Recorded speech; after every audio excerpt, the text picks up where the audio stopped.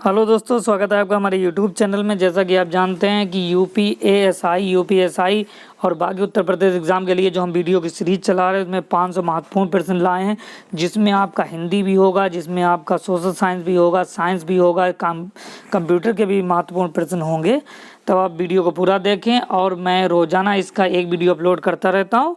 शुरू करते हैं आज का अपना पहला सवाल है कि मानव शरीर में विटामिन ए कहाँ भंडारित होता है? तो यह यकृत में होता है। ठीक है। दूसरा सवाल है कि भारतीय विदेश व्यापार संस्थान कहाँ स्थित है? तो यह नई दिल्ली में स्थित है। ठीक है। नेक्स्ट सवाल है कि किसने सभी तीनों गोलमेज सम्मेलनों में भाग लिया? तो यह किसने लिया था? भीमराव अंबेडकर जी ने लिया था। किसने? भीमराव अंबेडकर जी ने। नेक्स्ट सवाल है कि जलियांवाला बाग जो हत्याकांड हुआ था उस समय भारत का वायसराय कौन था? तो उस समय जो भारत के वायसराय थे वो लॉर्ड चेम्सफोर्ड थे। ठीक है। अगर आपसे पूछा जाए कि 1919 में भारत के वायसराय कौन थे? तो लॉर्ड चेम्सफोर्ड कहेंगे, क्योंकि जलियांवाला जो हत्याकांड हुआ था वो 13 अप्रैल 1919 को ही हुआ था। ठीक है। इतना कॉन्सेप्ट आपको क्लियर हो गया।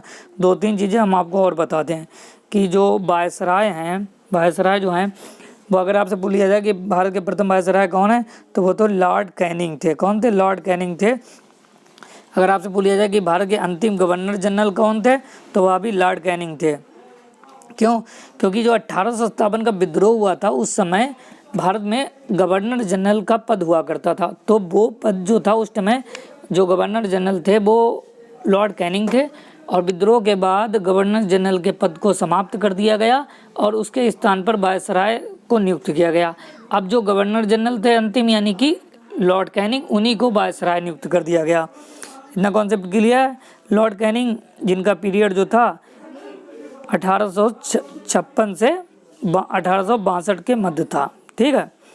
इतना कॉन्सेप्ट क्लियर हो गया। अगला है कि भारत का मैनचेस्टर किसे कहा जाता है? तो अहमदाबाद को भारत का मैनचेस्टर कहा जाता है। अहमदाबाद गुजरात में है।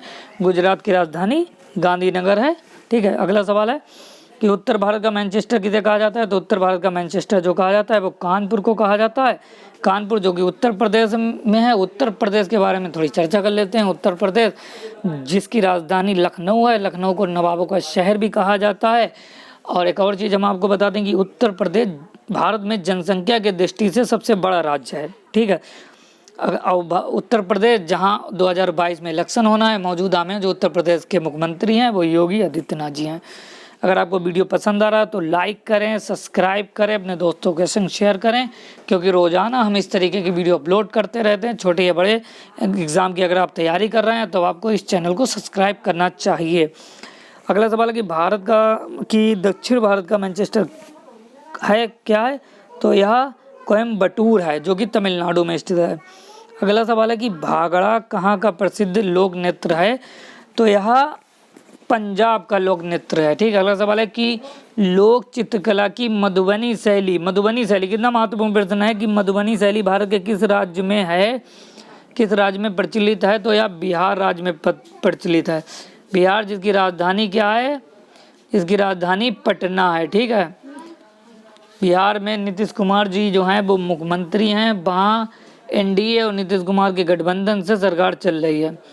अगला प्रश्न है कि किस वर्ष स्वामी विवेकानंद ने विश्व धर्म सम्मेलन में भाग लिया था? तो यह जो भाग लिया था वो 1893 ईस्वी में लिया था। और कहाँ लिया था? शिकागो में।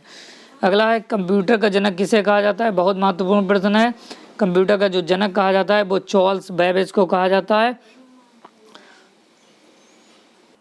नेक्स्ट सवाल जो है कि तेल का एक बैरल लगभग किसके बराबर होता है? तो तेल का जो एक बैरल होता है वो 159 लीटर के बराबर होता है। अगला प्रश्न है कि ज्ञानपीठ पुरस्कार किस क्षेत्र में दिया जाता है? तो यह साहित्य के क्षेत्र में दिया जाता है। नेक्स्ट है, अगर आपको इस वीडियो की PDF चाहिए तब मैं टेलीग्राम चैनल का लिंक जो हूँ वो डिस्क्रिप्शन में दे दूँगा। उसे ज्वाइन करने के बाद आप टेलीग्राम चैनल से फ्री में PDF ले सकते हैं। और बाकी चीज़ों के लिए भी आपको टेलीग्राम चैनल ज्वाइन करना चाहिए। अगला प्रश्न है कि रामचरितमानस के लेखक तुलसीदास जी जो थे वो किसके समकालीन थे? देखिए यहाँ से बहुत से प्रश्न निकलते हैं कि अगर एक तो ये सवाल है कि रामचरितमानस के लेखक कौन है, अगर आपसे पूछ लिया जाए तो तुलसीदास जी हैं। दूसरा ये है कि ये किस राजा के समकालीन थे? तो यह अकबर के समकालीन थे। अकबर कौन था, थोड़ी चर्चा कर लेते हैं कि अकबर का जो जन्म हुआ था वो 1542 ईस्वी में हुआ था और यह हुमायूं के पुत्र थे और इनके जो पुत्र का नाम था वो जहांगीर यानी सलीम था। इनका जो पीरियड था शासन का वो 1556 से और 1605 ईस्वी तक रहा।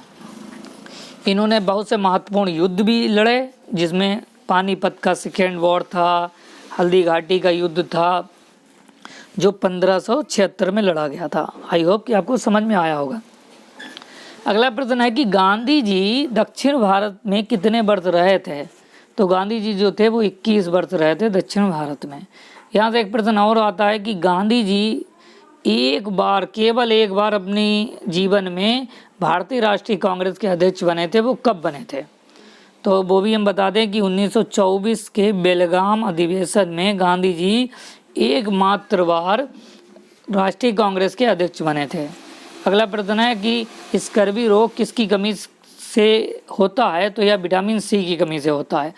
एक प्रश्न मैं आपके लिए छोड़े जा रहा हूँ, उसका आंसर मुझे आप कमेंट बॉक्स में कमेंट कर सकते हैं। प्रश्न है कि भारत का राष्ट्रीय आदर्श बाग क्या है। इस प्रश्न का जो है वो आंसर मुझे आप कमेंट बॉक्स में कमेंट करिए। आई होप कि आपको वीडियो पसंद आया होगा और रोज़ाना वीडियो पाने के लिए आपको चैनल सब्सक्राइब कर लीजिए। धन्यवाद, शुक्रिया।